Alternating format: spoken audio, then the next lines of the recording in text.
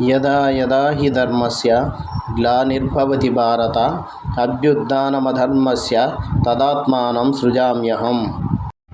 ఓ భారతవంశీయుడా అర్జున, ధర్మము నశించి అధర్మము పెచ్చుమీరినప్పుడల్లా నన్ను నేనే సృష్టించుకుంటూ ఉంటాను.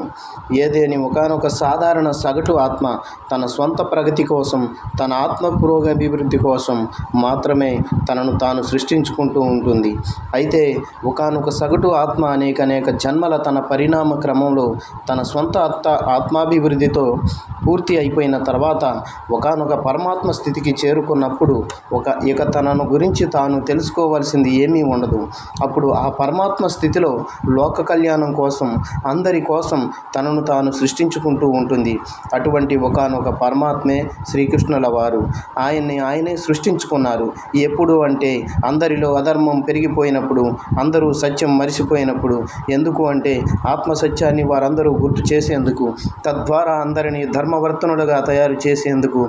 వేదవ్యాసుడు, యేసు ప్రభువు, గౌతమ బుద్ధుడు, వర్ధమాన మహావీరుడు, ఇలా ఎందరో పరమాత్మలు అందరూ మళ్ళీ పుడుతూనే ఉంటారు. పరమాత్మ అంటే పరమస్థితికి చేరుకున్న ఆత్మ. తెలుసుకోవలసిన సత్యం ఏమిటంటే మన స్వంత ఆత్మ పురోభివృద్ధి కోసం పూర్తిగా మన స్వంత ఇచ్ఛానుసారమే మనల్ని మనమే ఎప్పటికప్పుడు సృష్టించుకుంటూ ఉంటాము. పుట్టామంటే మనమే స్వయంగా తల్లి గర్భాన్ని ఎంచుకొని పుడతాము. ఏ తల్లిదండ్రులకు ఎవరు పుట్టాలో ఎంచుకొని, ఏ కార్యం కోసం పుడుతున్నామో నిర్ణయించుకొని పుడతాము.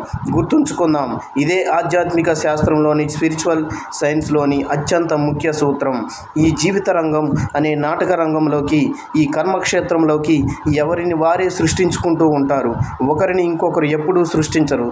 ఇదే మొట్టమొదటి సూత్రం, ఇదే మధ్యలోని సూత్రం, ఇదే ఆఖరి చిట్ట చివరి సూత్రం కూడా.